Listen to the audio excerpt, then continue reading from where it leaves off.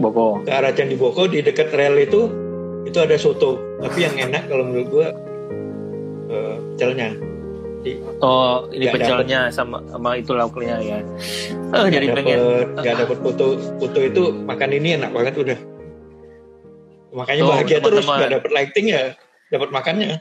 Di landscape itu kita diajarkan ya. Kalau misalnya nggak dapat foto bagus, cuaca jelek segala macam, udah bahagiakan diri dengan kuliner. Jadi biar gimana pun tetap bahagia. Jangan berpikir dapat foto bagus bonus ya Pak De ya. Bonus.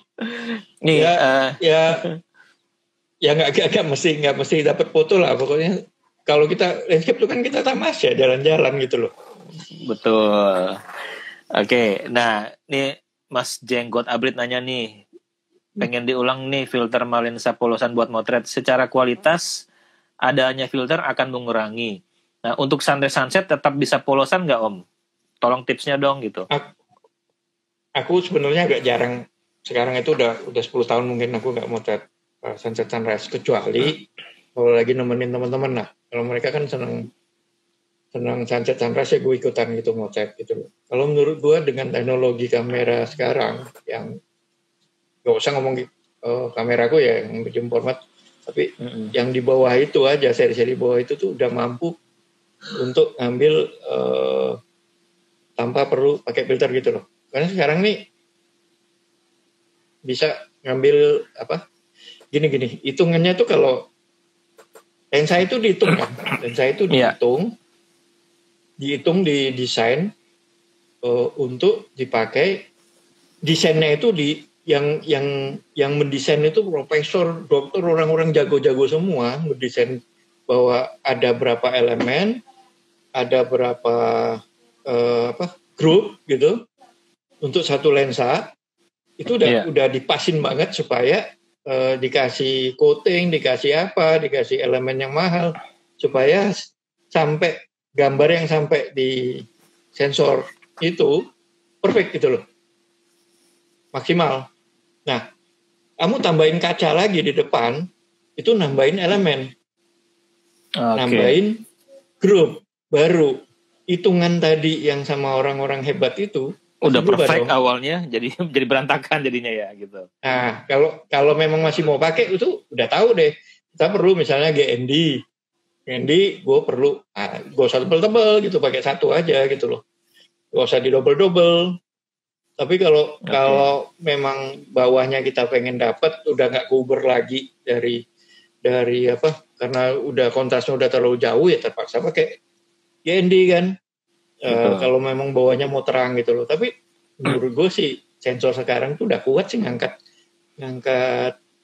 shadow kan di Photoshop itu ada shadow highlight gitu. Betul. Kuat sih. Tapi kalau mau tambahin lagi ya bisa aja kamu tambahin ND tapi jangan tebel-tebel. Gue sih nggak rekomen gitu loh. Gue jarang pakai. Sama teman-teman kan pengen cobain sekali gitu loh. Gedein. Habis ada foto yang pakai filter. Ya enggak, cobain. Gedein 100% liatin gitu loh. Ya, poinnya kamera sekarang itu dynamic range-nya udah sangat bagus ya. Jadi bisa antara shadow sama highlight-nya itu udah bisa teratasi lah sedikit gitu. Nah, tapi kalau mungkin kalau masukan aja kalau saya pribadi ditanya, kalau untuk sunrise atau sunset yang emang terlalu tinggi kontrasnya, kalau saya pribadi makanya kebanyakan reverse ND. Yeah. Jadi reverse itu betul. Pas mataharinya aja itu. Jadi pas cahaya yang terang sekali itu yang kita kasih filter ya. Itu yang namanya filter reverse JND namanya gitu. Yang lainnya aman. Jadi hanya itu aja sih sebenarnya. Tambahan aja ya Mas. Nanti pokoknya coba trial error aja deh gitu. Cobain. Ya. Kalau aku sekarang itu udah jarang banget bawa gitu loh. Oke, ini ada pertanyaan lagi. Mbak Sri Rohma, salfok dengan cobek, ulek-ulek dan sambalnya. Itu serunya kalau nge-landscape. Enak banget. Pokoknya semua makanan yang ada di pelosok kayak gitu itu paling enak sedunia. Soalnya nggak ada yang lain lagi. Gitu aja. Nih Mas Sony Hersan masih penasaran nih, step by step cetak dari negatif ke kertas di darkroom. Gimana gambarannya? Maklum saya generasi digital nih sekarang katanya.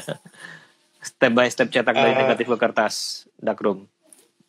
Sebenarnya kalau mau ngomongin analog panjang banget. Jadi mulai dari kita visualisasi itu kita bayangin tuh bakalan jadi kayak apa, terus mau hitamnya seberapa, mau putihnya seberapa, itu udah sebelum cepret loh. Jadi itulah gunanya zone system. Itu dulu ada yang namanya zone system loh. Nah, itu dicuci. Kita udah tes film, udah tes kertas, udah tes segalanya udah dites, itu dikalibrasi dengan zone system itu. Jadi pas kita nyetak, nanti dapat putih yang tadi kita bayangin sebelum jepret, itu dapat putihnya kayak gitu, abu-abunya kayak gitu, hitamnya kayak gitu gitu. Nah, kalau mau lihat prosesnya sih di YouTube tuh ada tuh, cari aja Haryanto. Yang tadi kita bayangin jepret, cetak darkroom. Nah. Oke. Mendingan enaknya lihat di YouTube aja langsung ya, lebih detail mungkin Mas Sony ya. Mungkin kurang lebih gitu. Kapan balik ke Bromo? Tanya Pak Kim tuh. Terus dari Kurbek Project termos merahnya mana? Tadi udah kita keluarin tuh termosnya. Ini dari Mas Priyatama. Waduh, termos legendaris kok bisa pecah sih? Termos itu nggak bisa dibawa kemana-mana, jadi di dalamnya kan kaca itu, kalau jeduk dikit pasti pecah. Aku udah ganti udah 5-6 kali lah itu, tapi setiap ketemu pasti aku beli. Oke, nih dari Mas Priyatakari Utama lagi nih, apakah dari smartphone kita tetap bisa dapat foto landscape yang bagus, Mas Har? Dari smartphone, kalau mau, itu dia tadi susahnya standar bagusnya. Kalau aku sih nggak akan puas gitu loh kalau cuma dari smartphone. Aku punya banyak ya, jadi begitu bagus gitu, itu dulu pakai handphone jepret gitu, terus habis itu mau pakai apa? Kamera. Pakai kamera atau pakai kamera agak long exposure gitu, jepret. Tapi yang namanya yang ada di handphone, mau dulu zamannya masih udah handphone yang 10 juta 11 juta gitu, lihat hasilnya ya udah buat apa, dokumentasi aja, nggak akan pernah jadi foto utamanya. Oke. Ya balik lagi kalau bicara bagus, betul. Iya, sebagian orang ngomong bisa aja. Ya iPhone juga ngiklanin fotonya di bandara itu kan gede banget tuh, cetakannya bagus gitu kan. Tapi ya balik lagi, batasan bagus itu susah kita ya Mas ya gitu kan. Tapi seperti Mas Har bilang, Bang Arbain juga bilang, handphone kualitasnya sekarang, smartphone tuh bagus-bagus. Tapi ada batasan-batasan tertentu yang smartphone tidak bisa lakukan seperti yang DSLR atau mirrorless lakukan gitu. Jadi kalau aku kalau disuruh pakai motret, kalau suruh milih ya, suruh pakai handphone yang harga 20 juta misalnya, sama kamera yang harga 6 juta, kalau buat sama-sama buat motret, gue pilih kamera yang 6 juta. Oke. Hasilnya gitu. Gue masih megang kamera yang itu ya. Gue ya. Ya balik lagi, karena standar bagus tuh beda-beda, dan kita juga nggak bisa maksakan sesuatu. Wah ini bagus nih, ya kan, itu balik lagi ke Mas lah gitu. Mungkin kurang lebih itu ya jawabannya ya. Nih Mbak Ida nanya, Mas Har, kalau motret di UK, makanan dan camilannya, sangunya apa sih? Camilan sangunya apa? Kalau di sini kan banyak tuh, bisa ngulek. Tuh kemarin itu aku agak jalan aja sih, tapi kan kalau di sana di pom bensinnya jualan makanan kan.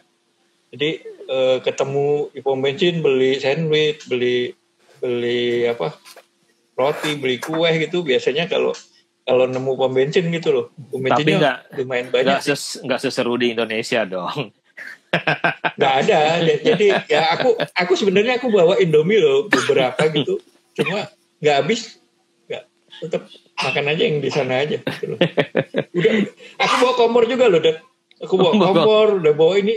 Tahu nggak itu di Scotland itu boro-boro mau naruh kompor Orang kita berdiri aja bisa ketiup, kencang banget anginnya. Oh, anginnya parah juga ya, kayak di Jadi- Iceland juga dong. Iya, jadi gagal cita-cita mau masak-masakan itu nggak bisa.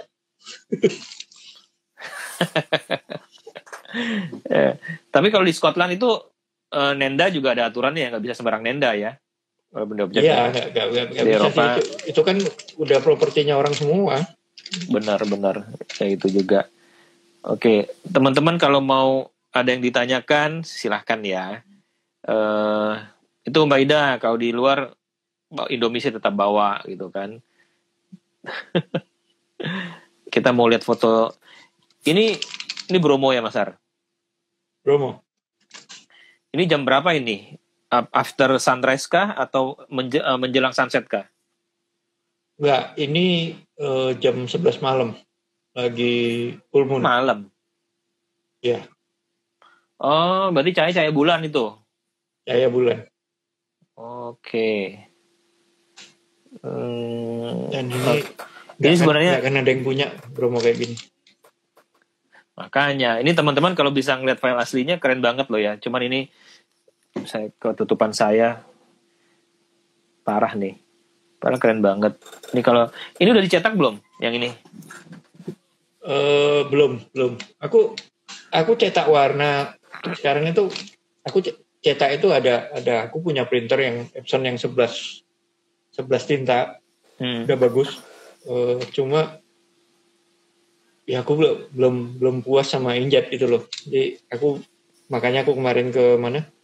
Spanyol itu aku belajar kalibrasi warnanya buat karbon. Nah itu belum selesai. Jadi udah 4 bulan ini gue kebut, baru agak dapet tuh baru BW-nya. Itu pun karena gue udah lama gitu. Oke. Ya Mas Sony ini long exposure karena, tapi nggak bisa long banget karena kalau nggak awannya bisa mataharinya buyar. Bukan, itu bulan. Iya, Mas sorry. Awannya cepat. Sama cahayanya kalau akan semakin terang kalau terlalu lama kan cahaya bulannya gitu kan. Ini kisaran paling 3 detikan ya, Pak De ya? Lebih 10 detikan. Biasa tinggi nih. Oh, oke. Tapi gradasinya kan aduh enak banget ngelihatnya. Benar itu. Kalau color itu biasanya kalau merhatiin cahaya, foto color itu di BW-in pasti bagus. Cuma kalau nggak merhatiin cahaya, foto color ya nggak bagus itu. Iya, itu dari Mas Krubek ya.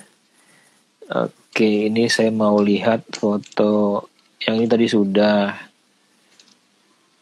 Ini sama nih. Nah, ini di mana nih Pak Dini? Lo nggak pernah lihat foto Bromo yang ada pantainya kan? Ini dari Bromo. Pantai apa ini? Itu pantai utara. Pantai utaranya Jawa. Jadi kalau Bromo kita madep ke sebelah sana, di belakang kita pantai ini. Dari ketinggian, dari Semerunya apa dari penanjakan atau gimana? Dari atasnya penanjakan. Apa sih namanya? Aku lupa. Aku malah belum pernah loh ke sini, belum pernah explore yang kayak ginian nih. Ini aku pernah ngajak Ari ke sini. Jadi dari masjid itu, dari masjid sebelum menanjakan, arahnya sama ini penanjakan. Itu naik motor kira-kira setengah jam lebih lewat hutan gitu. Jadi sampai ke titik tertinggi ini di atasnya Seruni. Jadi kalau kita dari Seruni di belakang kita tuh, di belakang kita persis. Motor bisa naik? Motor bisa. Oke. Oh kelihatan ya Pantura di sana? Iya, Pantura kelihatan. Ini sore dong ini? Apa pagi? Ini pagi. Orang kayak Bang Arban kemarin, orang nggak akan bisa bedain sunset sama sunrise kecuali tahu lokasinya. Ya, lokasi ini nggak mungkin kan sunrise. Barat timurnya. Makanya. Nih Mas Hadi ini nanya lagi, mau tanya lagi tips dan trik foto landscape di tengah laut dengan ombak yang lumayan besar dengan objek pulau atau gunung, gimana ya Om? Mungkin pernah ada pengalaman. Di tengah laut motret, dengan ombak, ada motret pulau di juga. tengah laut. Aku motret di tengah laut, motret kapal.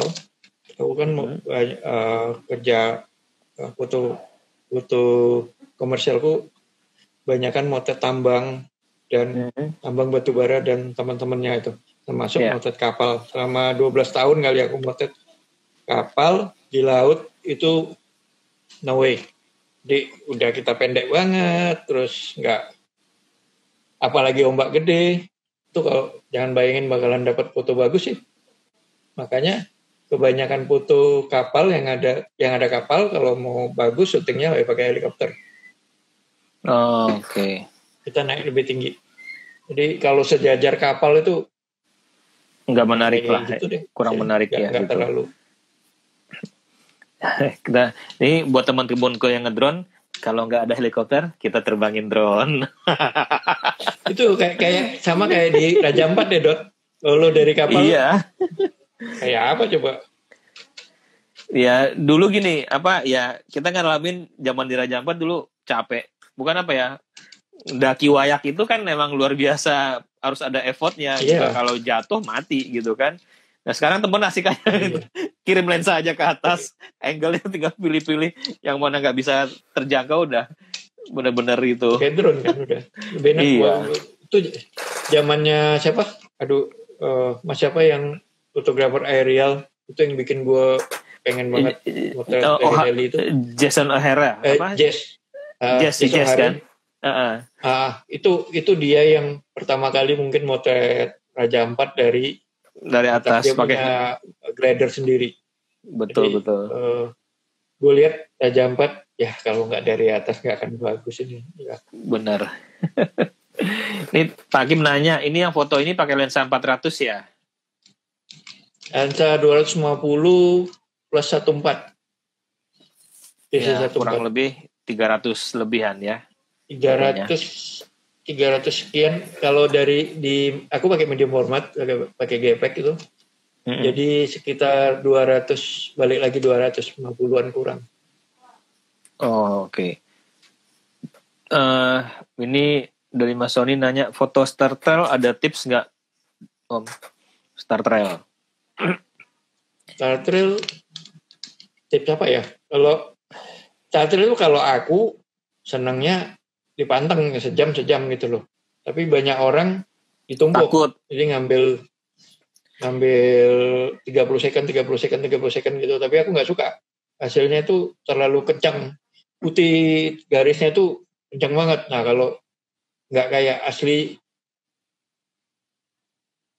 nggak kayak alami gitu loh. Nggak alami banget. Cuman jadi, kalau dipanteng gitu Pak De, kan kita kita harus rela sensor kita bekerja dengan sangat keras kan gitu kan. Tapi sekarang kalau gue pakai SD2 aja itu sejaman ya, awal masih testing ya, masih prototype gitu, nggak masalah gitu loh. Cuma ya kalau mau di atas setengah jam itu ya cari tempat yang dingin. Nah itu pengaruh ya. Kalau kita waktu dulu ke Komodo itu kan dibuka panteng, itu berasa karena panas. Iya berasa. Tapi mungkin kalau tipsnya awal mungkin ya harus tahu dulu kapan waktu start trail terbaik dong, ya kan. Harus punya itunya juga, arahnya. Kan sekarang ada aplikasi ya Mas Arya. Aplikasi itu pokoknya untuk madep utara selatan aja lah. Kalau utara selatan dia bulat gitu, atau bundarannya keluar. Kalau barat timur ya jadi kayak hujan gitu loh. Jadi gitu ya Mas Sony. Pertama harus tahu dulu arahnya, ya kan. Jadi jangan nanti kalau bergeser ya nggak bulat dapatnya, karena kan kepinginnya starter itu kan memang dapat bulat. Terus strip dari Masar ya terserah kita mau pakai yang penggabungan dengan timelapse ya. Ya kan pakai timelapse ya. Ada keterangannya. Udah apa itu? Pantai ini dari Argo Wulan namanya. Oh gitu. Kelihatannya dari Argo Wulan itu Probolinggo. Benar. Spotnya ya. Thank you Mbak Vivi. Ya. Jadi untuk bicara starter tadi apa tadi posisinya sudah tahu, terus ada dua hal, kalau Mas Har sukanya benar-benar dibuka long exposure 1 jam, ya kan? Boleh kalau nggak mau, karena ada juga sampai sekarang kan masih takut-takut kan sensor dibuka gitu, ntar cepat rusak kamera segala macam, bener nggak sih? Enggak sih, kalau menurut gue kamera dulu tuh ada temannya tuh takut banget kameranya tuh takut rusak. Gitu. Kalau gue bilang kalau udah beli ya kita pakai. Dimanfaatkan. Rusak ya benerin. Kalau gue terus terang gue Geekback gue itu Geekback 50 tuh Desember 2016 tuh. Sampai sekarang hari ini dipakai biasa aja tuh nggak ada apa-apanya. Lo tahu tuh sejam-sejam tuh. Ada yang gue lebihin dari sejam dot. Udah hancur-hancuran itu nggak rusak sama sekali. Ada yang gue lebihin sejam. Jadi kan batas waktu cuma sejam kan. Iya. Jadi gue kunci. Jadi gue manualin. Gue kunci pakai apa? Pakai apa? Shutter release. Iya. Gue kunci sampai dia error. Mati sendiri. Jadi sejam lewat 20 detik apa berapa detik itu dia mati. Kayak error gitu, tek gitu langsung. Wah, gue pikir rusak gitu loh. Gue matiin, normal lagi. Gue hidupin lagi, normal lagi. Dan itu dapat starternya tuh sejam 12 detik apa sejam berapa belas detik gitu loh.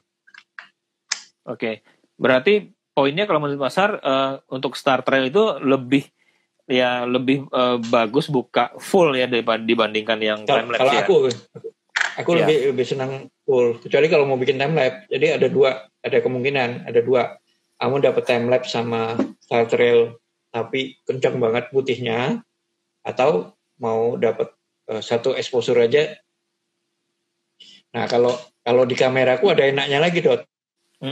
Jadi gue pakein double enggak deh. Gue pakein double exposure. Jadi yang satu asa tinggi, gue dapetin Mickey Way-nya, yang satu pakai asa rendah. Jadi hasilnya bersih. Yang asa tinggi itu sama asa rendah. Asa rendahnya yang long exposure. Jadi kita ngelihat nih ada Milky Way, ada Star Trail. Berarti itu double exposure ya pakainya ya? Double exposure. Dengan itu aku pernah baca sih dengan asa tinggi dan asa rendah waktu itu ya. Itu keren sih waktu itu. Itu kan aku nemunya pas ngetes ST2 kan sampai dikatain. Benar. Ada yang nuduh kalau itu tuh Photoshop.